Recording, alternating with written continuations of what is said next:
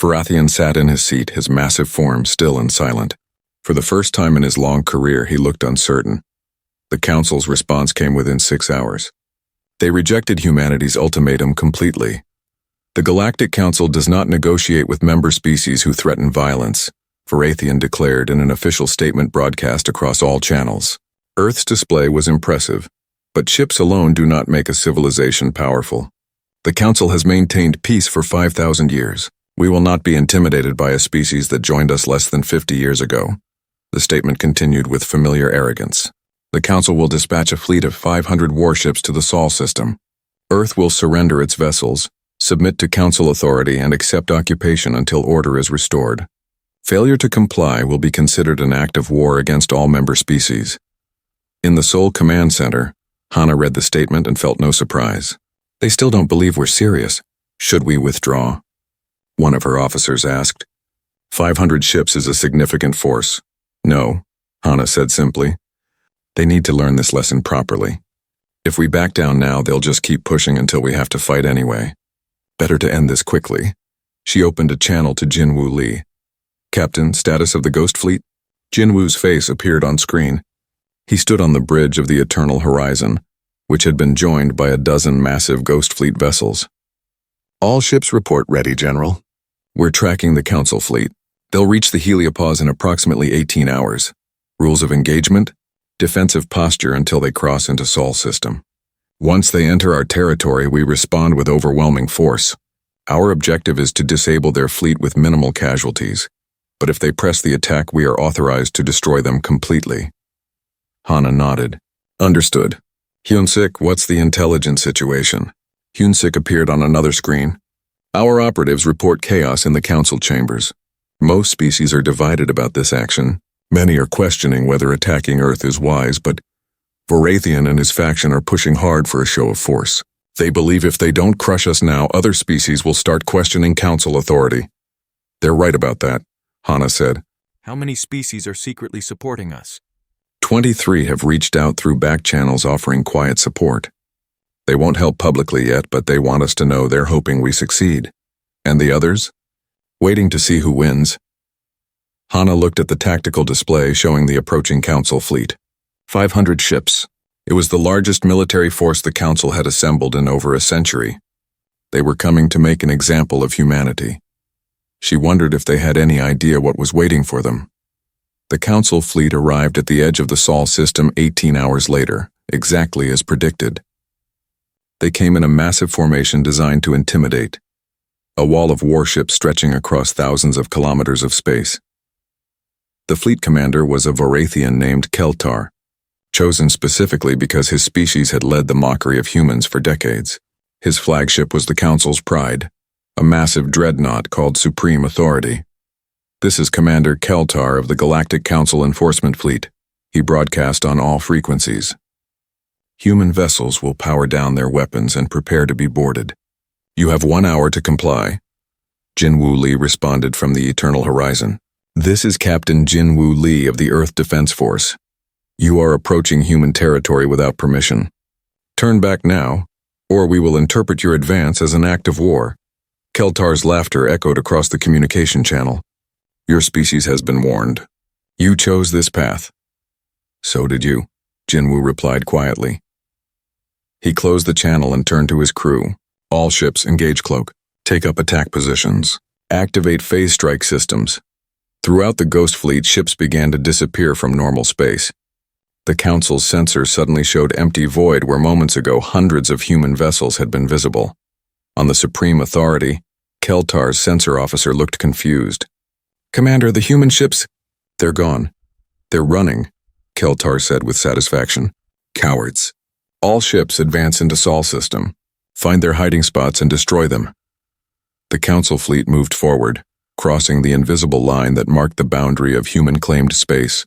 The moment they did, Jinwoo gave the order. All ships execute phase strike. Target weapons and engines only. Disable, don't destroy. The Ghost Fleet attacked from nowhere. Ships appeared inside the Council formation already firing, but their weapons weren't normal energy beams or missiles. They were firing through dimensional shifts, their weapons phasing into reality inside enemy vessels, destroying specific systems with surgical precision. Council ships' shields did nothing. The human weapons simply ignored them, appearing directly inside the target vessels to disable their weapons and engines. Keltar watched in horror as his fleet began to go dark, ship after ship losing power and drifting helpless in space. His own vessel shuddered as something phased through the hull and destroyed their main weapons array. "Return fire," he ordered. "Target those ships." His gunners tried. The problem was that the human vessels kept disappearing. Council targeting systems would lock on, but before weapons could fire, the human ships would vanish into dimensional folds. They would reappear elsewhere, fire again, and vanish before return fire could reach them. It wasn't a battle. It was a demonstration. Minha Quan commanded the Second Fleet from her flagship, the Silent Thunder. While Jin Wu handled the Council fleet at Seoul, her orders were different. She took her ships directly to 12 Council homeworlds simultaneously. The Second Fleet appeared in orbit around each world at exactly the same moment. They made no aggressive moves. They simply appeared and broadcast a message. "This is Admiral Minha Quan of the Earth Defense Force. We are not here to attack your worlds. We are here to demonstrate that we could, if we chose to. Your orbital defenses are already disabled. Your communication networks are under our control. Your governments are completely vulnerable." She paused to let that sink in. "We do not want war. We want respect. We want equality. We want the Council to understand that threatening Earth was a mistake. Tell your leaders that humanity is offering them one chance to reconsider their actions. If the Council fleet does not withdraw from Sol system within the next hour, we will begin dismantling Council infrastructure across the galaxy." On each of the 12 worlds, planetary leaders looked up at the human ships hovering in their skies and felt genuine fear for the first time in centuries. Back in the Sol system, the battle, if it could even be called that, lasted 4 hours. When it ended, all 500 Council ships floated dead in space. Their weapons were destroyed. Their engines were offline. Their shields were down, but their life support systems remained intact. Not a single crew member had been killed. Jin Wu broadcast to the disabled fleet. "You came here to conquer us, to force us to submit. You believed your numbers and your reputation would be enough. You were wrong." He gestured to the tactical display showing every disabled Council ship. "We could have destroyed you. Every single vessel, every single crew member. We have that power, but we chose not to use it." His voice grew harder. "Understand this. We disabled your fleet without killing anyone to prove a point. We are more advanced than you. We are more powerful than you. But unlike the Council, we do not use that power to oppress and exploit. We use it to defend ourselves and others." On the supreme authority, Keltar sat in his command chair, surrounded by emergency lighting and disabled systems. His certainty had evaporated completely. The humans had torn through his fleet like it was nothing. "You have 48 hours to arrange rescue for your crews," Jin Wu continued. "After that, we will tow your vessels to the edge of Sol system and leave them there. You will take them and go. You will remove all Council weapons platforms from our space. You will never again enter human territory without explicit permission." He leaned forward, his expression intense. "And you will remember this day. The day you learned that humanity's patience had limits." Daewon sat in his quarters on Nexus Prime and watched the reports flood in. The Council chamber was in complete chaos. Some species were calling for immediate negotiations with Earth. Others were demanding revenge. But most were simply stunned into silence. The chamber doors opened and Varathian entered. The massive being looked diminished somehow, his usual confidence shaken. He had just watched humanity dismantle 500 of the Council's best warships without breaking a sweat. He activated a secure channel to Daewon's quarters. "Ambassador Kim, we need to talk." "I'm not an ambassador anymore," Daewon replied. "I resigned when you fired on my home." "Please," Varathian said. The word seemed to pain him. We may have acted hastily. You killed 47 of my people. You tried to steal our water. You sent a fleet to conquer us. That's not hasty. That's deliberate. We did not understand." "No," Daewon interrupted. "You didn't want to understand. For 47 years you had every opportunity to treat us with basic respect. You chose mockery instead. You chose exploitation. You chose violence. What do you want?" Varathian asked quietly. "Justice," Daewon replied, "and a new order. The Galactic Council as it exists now is finished. You had 5,000 years to..." Hana Park stood in the command center beneath Seoul, surrounded by screens showing every corner of the solar system. Around her, officers worked at their stations with focused intensity. This moment had been decades in the making. "General, all Ghost assets report ready," her operations officer announced. "Broadcast systems ready. Communications added. Ghost Fleet Command standing by." Hana took a deep breath. "Begin the broadcast. All galactic frequencies. Maximum power." Across the galaxy, every communication system suddenly carried the same signal. Humans had hacked into the Council's own networks, ensuring the message would reach every world, every ship, every station. Hana's face appeared on a billion screens. "People of the galaxy," she began. "I am General Hana Park of the Earth Defense Coalition." For 47 years, the Galactic Council has dismissed humanity as primitive and weak. For 47 years, we remained silent. Today, that silence ends. Behind her, the main screen showed a massive holographic display of the solar system. Today, the Council sent warships to threaten our home. They demanded we give them control of our defenses. When we refused, they killed 47 of our people. They destroyed a memorial to humanity's first steps into space. They believed we would submit or die.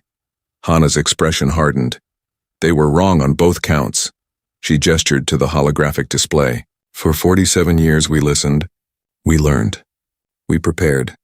While the Council laughed at our petitions and mocked our representatives, humanity was building. Not just ships, not just weapons. We were building a future where we would never again be helpless. The holographic display began to change. Markers appeared throughout the solar system. Hundreds of them, then thousands. "We present to you the Ghost Fleet." Across the Sol system, ships began to appear. They emerged from asteroid fields where they had hidden for decades, their stealth fields dropping away. They rose from beneath the surfaces of moons and planets. They materialized from behind gas giants and within the rings of Saturn. Every ship was massive, sleek, and clearly advanced. Their hulls bore no markings, but their presence was unmistakable. Young Ho Nam appeared on split screen next to Hana. The chief engineer looked disheveled as always, but his eyes gleamed with pride. "What you're seeing is 1,000 warships," Young Ho explained. "Each one built in complete secrecy over the past 47 years. We hollowed out asteroids to create shipyards. We built facilities on the dark side of Luna, where Council sensors couldn't detect them. We used Jupiter's magnetic field to hide construction in its moons." He pulled up technical specifications. "These ships use quantum folding drives that make Council faster than light systems look like primitive rockets. They have null-point shielding that can absorb energy weapons and redirect them. They use consciousness-guided targeting systems that react faster than any computer." On the Enforcer Fleet's flagship, the Kelmar commander stared at his sensors in disbelief. Where moments ago there had been one outdated human patrol vessel, there were now dozens of ships appearing all around them, then hundreds, then more than his sensors could accurately count. "This is impossible," he whispered. Subin Choi appeared on the broadcast next. "The ships are only part of it," she said calmly. "Humanity has also advanced biologically. Council species have been secretly studying us, trying to understand our genetics. What they didn't know is that we've been studying ourselves even more thoroughly." She displayed medical data showing human genetic sequences. "We have eliminated most diseases. We have extended our average lifespan to over 200 years. We have enhanced our cognitive abilities, our physical capabilities, our adaptability to hostile environments. The humans you see today are not the same species that joined the Council 47 years ago." Taemin Yoon's face joined the broadcast. "We have also been expanding," he said. "While the Council assumed we were confined to the Sol system, we have been quietly terraforming 12 star systems beyond Council space.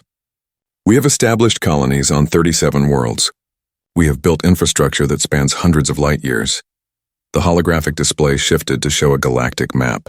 Points of light appeared, showing human settlements scattered across unexplored space. "We didn't ask permission," Taemin continued. "We didn't file petitions. We simply went where the Council wasn't looking and built a civilization of our own." Hyun-Sik Bae appeared next. "Some of you may be wondering how we kept all this secret," he said with a slight smile. "The answer is simple. We have operatives embedded in 40 of the 47 Council species governments. We have been monitoring your communications, your military movements, your political discussions for decades." He displayed a cascade of intercepted documents. each one stamped with various council security seals. We know about the genetic experiments you performed on humans without consent. We know about the resource exploitation schemes you planned. We know about the classified council meetings where you discussed whether to simply conquer Earth, rather than bother with the pretense of membership. Across the galaxy, government officials went pale as they recognized their own secret documents being displayed publicly. We have recordings of everything, Hyunsik continued. Every meeting, every decision, every crime the Council committed against humanity and other species. We have been the quiet observers in your own halls of power, watching and documenting while you thought you were secure. Back in the command center, Hana gestured to the display showing the Enforcer fleet. To the Council ships currently threatening Earth, we give you one opportunity. You have 72 hours to leave the Sol system. Remove your weapons platforms. Remove your monitoring stations. Leave our space completely. Her voice went cold. If any Council asset remains in human territory after 72 hours, we will remove it ourselves. This is not a negotiation. This is a fact. The broadcast shifted to show recordings from multiple angles. Hyunji's stealth vessel had captured perfect footage of the Enforcer fleet firing on the moon. The destruction of tranquility. Memorial was shown in devastating detail. The Council killed 47 humans today, Hana said. They destroyed a monument that represented our first journey beyond Earth. They did this as a warning, to show us what would happen if we didn't submit to their demands. She paused, letting the images speak for themselves. We do not forget our dead. We do not forgive attacks on our home. And we will not submit to tyrants who mistake patience for weakness. The broadcast showed the Ghost Fleet taking up positions throughout the solar system. The ships moved with perfect coordination, their formations precise and intimidating. For 47 years we gave you respect even when you gave us none, Hana continued. We offered partnership even when you offered only contempt. We sought peace even when you prepared for our exploitation. She leaned forward, her eyes hard as steel. Now you will give us the one thing you have denied us since we joined your council. You will give us respect. Not because you want to, not because you think we deserve it, but because if you do not, you will learn exactly how powerful humanity has become when we stop holding back. The broadcast showed technical readouts of human weapon systems, energy outputs that dwarfed anything the Council possessed. It showed the quantum folding drives activating, ships disappearing and reappearing light years away in seconds. It showed shield tests where human vessels absorbed direct hits from weapons that should have destroyed them. We built all of this while you laughed at us, Hana said. We achieved technological supremacy while you dismissed our intelligence. We became a galactic power while you argued about whether to give us basic trade routes. She stood up straighter. The question now is not whether humanity can defend itself. The question is whether the Galactic Council will choose to treat us as equals, or whether they will force us to demonstrate our power in ways they will regret. Young-ho appeared again. I should mention, he said almost casually, that we have also shared our advanced technology with 17 species that the Council has been exploiting. We've built shipyards for them, taught them our techniques, given them the tools to defend themselves against Council aggression. The implications hung in the air. The Council's power had depended on maintaining technological superiority. If humanity had shared their advances with other species, the balance of power had shifted dramatically. We did this quietly, Young-ho continued, just like we built everything else quietly. While you were busy maintaining your supremacy through intimidation, we were building partnerships based on mutual respect. Hana returned to center screen. This broadcast will end in moments. You have your warning.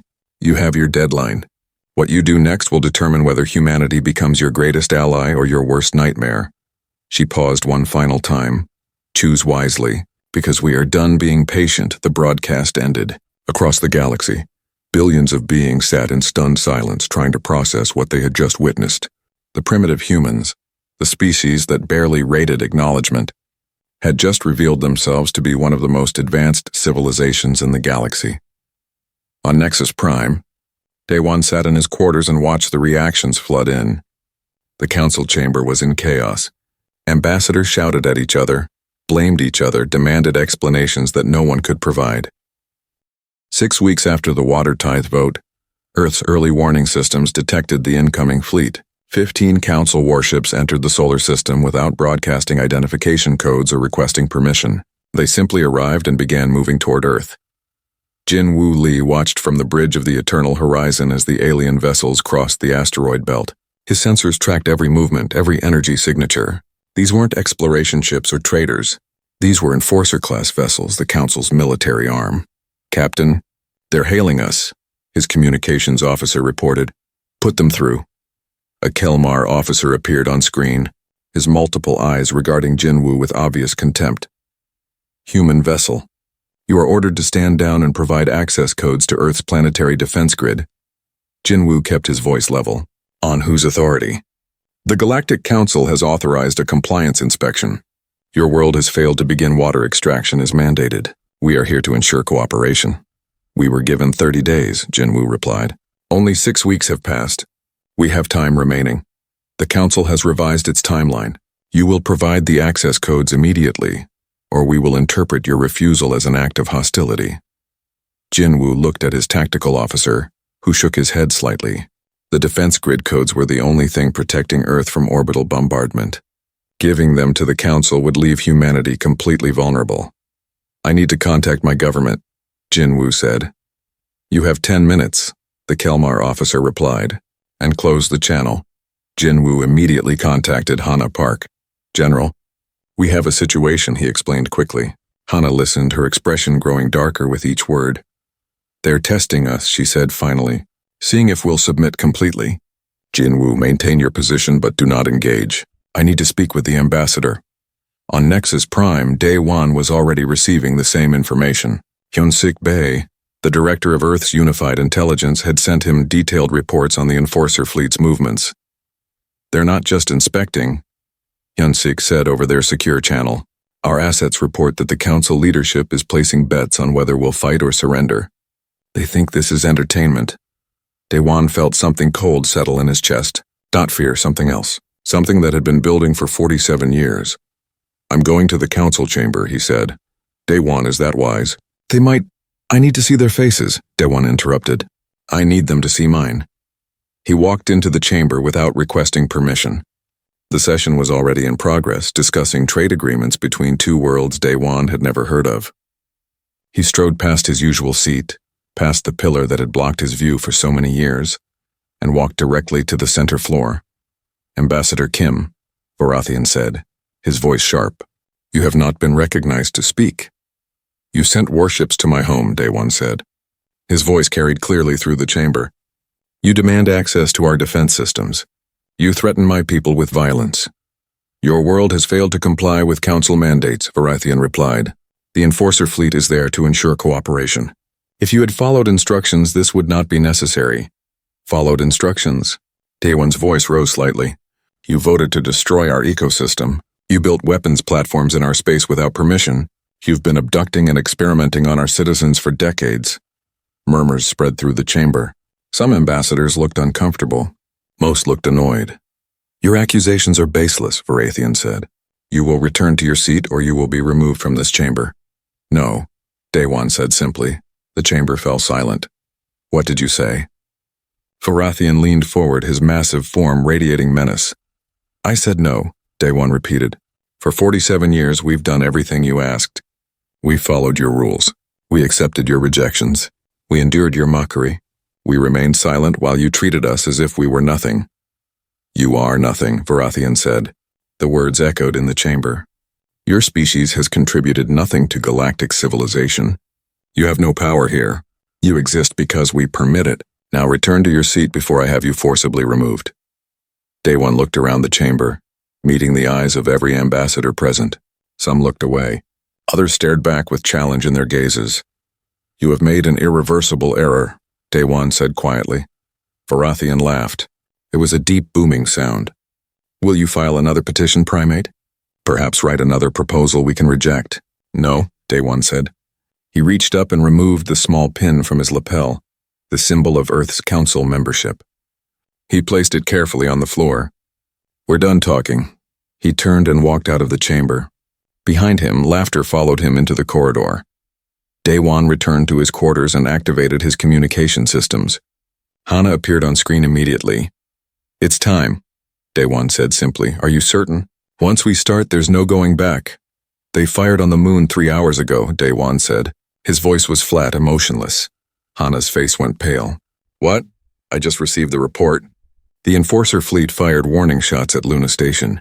The shots missed, but they destroyed Tranquility Memorial, the site of humanity's first moon landing, the place where we first reached beyond Earth. How many casualties? 47 people dead. 3 research stations destroyed. Hana closed her eyes. They killed our people. They sent a message with the attack, Daewon continued. The message said, comply, or we will demonstrate what true power means. Those bastards. Hana, activate everything. Every ship. Every weapon. Every asset we've been hiding. It's time the galaxy learned who we really are. Hana nodded slowly. What about you? I'm going back to the chamber one more time. They need to understand what they've done. Daewon, don't worry about me. Just be ready. He closed the channel and prepared himself. His hands were steady as he straightened his tie. The cold feeling in his chest had grown into something else now. Not rage, not hatred, just absolute certainty. The council had crossed the line. In the Sol system, Jinwoo received new orders. The Enforcer fleet was moving into attack position around the moon. They were preparing to fire again, this time at Earth's orbital stations. Captain, orders from command. His tactical officer said, We are authorized to defend Earth by any means necessary. Jinwoo looked at his crew. Young men and women who had trained for years, always wondering if they would ever need to use their skills in real combat. Now they knew. All hands to battle stations, Jinwoo ordered. Prepare to engage the enemy. Sir, we're outgunned 15-1. Jinwoo smiled grimly. They think we are. Activate the ghosts. His officer's eyes widened. All of them? Every single one. Throughout the solar system, hidden signals began to transmit. In the asteroid belt, massive shapes detached from rocks that had seemed natural. In the shadows of Jupiter's moons, ships that had been dark for decades powered up their systems. On the far side of Luna, beneath the surface where Council sensors had never penetrated, hangar doors opened. Yoonji Song sat in the cockpit of her stealth vessel, Whisper. She had been watching the Enforcer fleet for the past hour, her ship's advanced cloaking keeping her completely invisible. Now her orders had changed.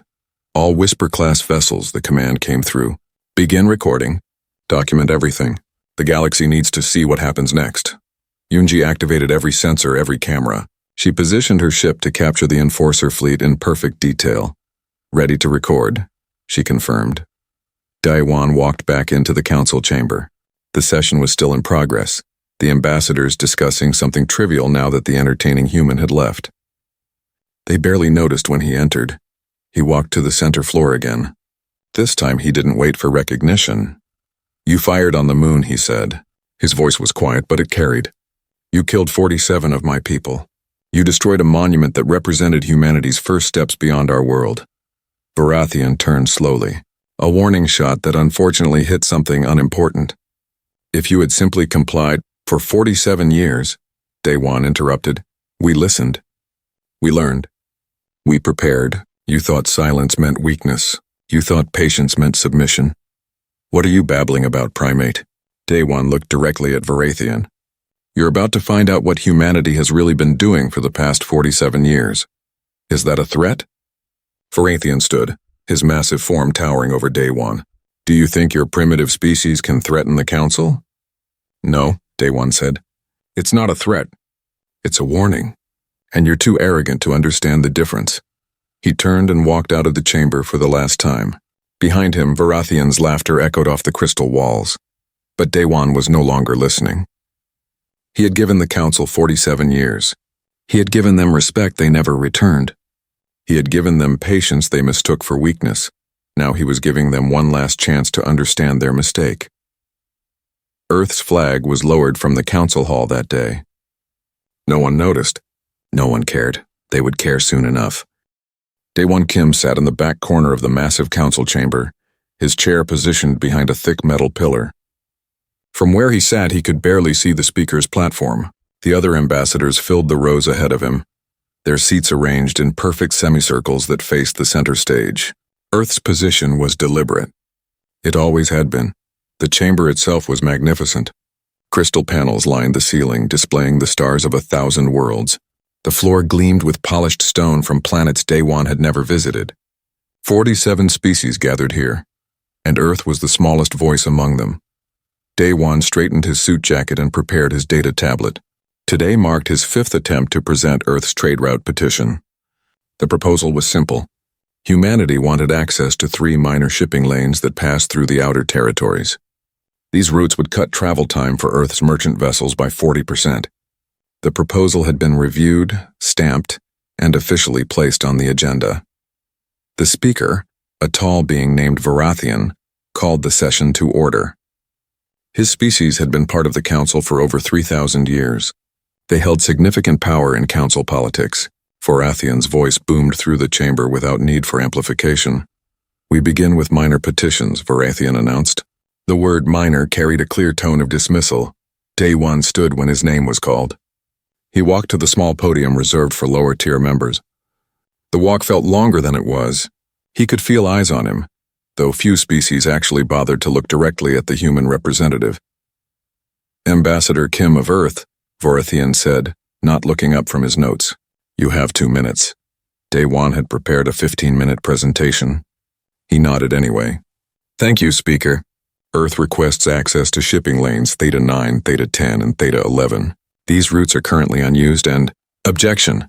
a voice called from the 3rd row. Day-One recognized the ambassador from Kelmar, a species that controlled much of the galactic shipping industry. "These routes pass through territories we are considering for future expansion. The routes have been unused for 70 years, Day-One replied calmly. "Earth's traffic would be minimal and—" "Noted," Varathian interrupted. "Motion to table the petition for future consideration?" Hands, claws, and appendages rose across the chamber. The vote was quick. 45 in favor of tabling. 1 abstention. 1 vote against Earth's own. "The petition is tabled," Varathian declared. Next item. Day-One returned to his seat behind the pillar. He had expected this outcome, but the sting of it never lessened. 47 years. Earth had been a council member for 47 years, and they had gained almost nothing from it. Back in his quarters later that evening, Day-One activated his secure communication link. The face of Hana Park appeared on his screen. She was in Seoul, in the war room beneath the Defense Coalition headquarters. "Let me guess," Hana said. "Tabled again?" 23rd time, Day-One confirmed. He loosened his tie and poured himself water. They didn't even pretend to consider it. Did they call us primates again? Not today. Today we were the Waterworlders. I think they're trying to vary their insults to keep things interesting. Hana's expression darkened. "How much longer are we supposed to endure this?" "As long as necessary," Day-One replied. He sat down heavily in his chair. "We knew this wouldn't be easy when we joined. We didn't know they'd treat us like servants," Hana said. "Our technology proposals have been rejected without review. Our scientists are barred from collaborative projects. They spy on our system openly without even basic courtesy of hiding their ships." Day-One knew she was right. Just last week, Jinwoo Lee had reported 3 council vessels conducting surveillance near Jupiter's moons. When Jinwoo's ship approached to make contact, the council vessels had simply ignored his hails and continued their scans. "Jinwoo says the patrols are getting bolder," Day-One said. "They're mapping our defense satellites." "Of course they are," Hana replied. "They think we're harmless. They think we'll just accept whatever scraps they throw our way. Maybe we need to give them more time. 47 years isn't enough time." Hana's voice rose slightly. "Day-One, I respect your patience, but there's a difference between diplomacy and humiliation." Day-One looked at the photo on his desk. Earth seen from orbit, blue and green and beautiful. He had taken that photo himself during his first trip to Nexus Prime, back when he still had hope that humanity would find its place among the stars. "Not yet," he said quietly. "We endure," Hana sighed. "How long?" "Until they cross a line we cannot ignore." "And when will that be?" Day-One met her eyes through the screen. "We'll know it when we see it." After ending the call, Day-One stood and walked to his window. Nexus Prime Station orbited a small moon, and from here he could see dozens of ships coming and going. Massive vessels carrying goods between worlds, sleek diplomatic ships, military cruisers that dwarfed anything humanity had put into space, or so the Council believed. Day-One touched his tablet and pulled up a file marked with the highest security clearance. The file contained a single image, a dark shape against darker space. No lights, no markings, just a silhouette that suggested size and power. It was one of humanity's ghosts, one of the 1,000 ships that existed in the shadows of the solar system, hidden in asteroid fields and gas giant storms and the dark side of lonely moons. Ships the Council knew nothing about. Daewon had been present when the decision was made. Decades ago, when Earth first joined the Council, humanity had walked into the chamber with open hands and hopeful hearts. They had been met with laughter and dismissal. Within the first year, it became clear that the Council viewed Earth as nothing more than a curiosity, a primitive species that had barely figured out faster-than-light travel. So humanity had made a choice. They would play the role assigned to them. They would appear weak, unimportant, harmless. They would endure the insults and the mockery. They would file their petitions and accept their rejections with grace. And while the Council laughed, humanity would prepare. Daewon closed the file and erased all traces of it from his tablet. He returned to his desk and began drafting his next petition. This one would request permission for human scientists to attend a minor conference on agricultural techniques. It would be rejected, of course, or tabled, or simply ignored.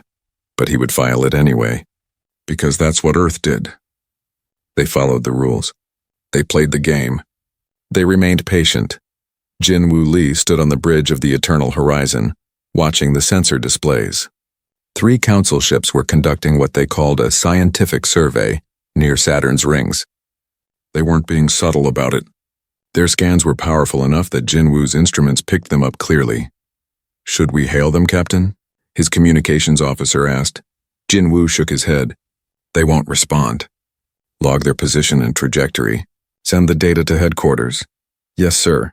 Jinwoo watched the alien ships move through space with casual confidence. They didn't see Earth's patrol vessels as threats. They barely saw them at all. That would change. Eventually. For now, Jinwoo and his crew would watch and wait. They would collect data and maintain their patrols. They would be patient, just like Ambassador Kim, just like General Park, just like all of humanity. But Jinwoo knew something the Council did not. Patience was not weakness. Silence was not surrender. And one day the galaxy would learn the difference. 3 months had passed since Daewon's last petition was tabled. He had filed 2 more since then, both rejected before even reaching a vote. The pattern was familiar now, almost routine, but today felt different. Today, the Council had called an emergency session, and Earth had not been informed of the agenda. Daewon entered the chamber to find it already full. The representatives were animated, talking among themselves with an energy he rarely saw. He made his way to his usual seat behind the pillar and waited. Varathian called the session to order with unusual speed. "We have an urgent matter to address," he began. "The Council Science Division has completed its survey of galactic water resources. The findings are troubling." A holographic display appeared above the center of the chamber. It showed various worlds, their water reserves marked in blue. Earth appeared on the display, glowing brighter than almost any other world. "As we can see," Varathian continued, "water has become scarce across many regions. Several member worlds face critical shortages within the next century. The Council must act to preserve this vital resource." Daewon felt his stomach tighten. He knew where this was going. "Therefore," Varathian said, "the Council proposes to declare certain water-rich worlds as galactic heritage sites. These worlds will be required to contribute a portion of their water reserves to the collective good." The hologram zoomed in on Earth. "We begin with Earth," Varathian announced. "As a minor member world with excessive water reserves, Earth will tithe 40% of its ocean water annually to the Council's resource distribution program." Daewon stood immediately. "Speaker, I must object." "Sit down, Ambassador," Varathian said without looking at him. "Earth's water is essential to our ecosystem. Removing 40% would cause—" "Your objection is noted," Varathian interrupted. "The water will be extracted using gravity wells. Your primitive ecosystem will adapt. We call for a vote." Daewon remained standing. His hands gripped the edge of his seat. "You cannot simply take our resources without consent. The Council Charter requires—" "The Charter allows for resource allocation in times of collective need," Varathian said. His tone carried clear irritation now. Your species has contributed nothing to this council in 47 years. You exist in this chamber because we permit it. You have no military power, no economic influence, no technological achievements worth noting. You should be grateful we're asking for water and not simply taking your entire world for colonization. Laughter rippled through the chamber. Not polite chuckles, but genuine amusement. Several ambassadors turned to look at Day One, their expressions showing open mockery. All in favor of the motion? Vorathian called. 46 hands rose. Only Earth voted against. The motion passes, Vorathian declared. Earth will begin water extraction within 30 days. Failure to comply will result in penalties, including possible expulsion from the council and military enforcement. The session moved on to other matters. Day One sat in his chair, his face carefully neutral, his mind racing. Around him, the other ambassadors continued their business, as if nothing significant had happened, as if they hadn't just voted to drain Earth's oceans. That evening, Day One met with Subin Choi via secure channel. The science minister appeared on his screen, her face pale with anger. I've reviewed the extraction plan, Subin said. 40% of our oceans, Day One. That would trigger global climate collapse. Coastal cities would be destroyed. Marine ecosystems would die. We'd lose hundreds of millions of lives. I know, Day One replied quietly. There's more, Subin continued. She pulled up data on her own screen. I've been investigating some irregularities in our medical databases. It appears several council species have been conducting unauthorized genetic sampling of humans. What kind of sampling? The invasive kind. We have evidence of at least 14 incidents where human subjects were abducted briefly, sampled, and returned with their memories altered. They've been studying us, Day One, treating us like laboratory animals. Day One closed his eyes. How long has this been going on? At least 20 years that we can confirm. Another call came through. Day One opened a second channel to find Tai Min Yoon, the commander of Mars Colony Defense. The man looked grim. Ambassador, we have a situation, Taemin said. Council ships have begun establishing what they're calling monitoring stations in the Kuiper Belt. They're building them without permission, without even informing us. How many stations? Day One asked. 12 so far. They're armed, Ambassador. These aren't just sensors, they're weapons platforms. Day One looked at both faces on his split screen.